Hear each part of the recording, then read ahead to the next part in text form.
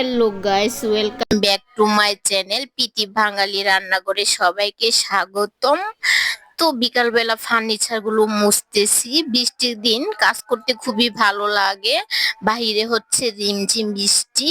তো ফার্নিচার গুলো পরিষ্কার করতেছি আর ঘরটা গুছাইতেছি আর ভাবতেছি যে এই বৃষ্টির মধ্যে কি খাওয়া যায় বিকালবেলা ঝাল ঝাল করে। তো ভাবলাম যে পেঁয়াজ কাঁচামরিচ দিয়ে ভালোভাবে ছানাচুর মেখে নিই। তো আমি পেঁয়াজ কাঁচামরিচ মেখে নিলাম। এখন ঝাল ঝাল করে ছানাচুর গুলা মেখে নিব সরষার তেল দিয়ে। আমার তো ঝাল ঝাল করে ছানাচুর খেতে খুবই ভালো লাগে। তো ঘরে সবাই বলতেছে যে ঝাল ঝাল করে ছানাচুর মাখাও, তো সবাই মিলে খাবো। তার সাথে চা, 1 কাপ চা থাকলে তো আরো বেশি ভালো লাগে। তো আমি চাও করে নিলাম, সবাইকে দিয়ে দিলাম ছানাচুর চা, আমার জন্য নিয়ে নিলাম। তো আমি বসে বসে খাচ্ছি আর আপনাদের সাথে শেয়ার করতেছি ঝাল ঝাল ছানাচুর।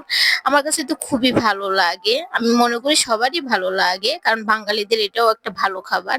ঝাল ঝাল করে চানাচুর মাখা, তার মধ্যে যদি হয় বৃষ্টি, বাহিরে হচ্ছে বৃষ্টি, তো এই বৃষ্টির মধ্যে ঝাল ঝাল করে চানাচুর খেতে আমার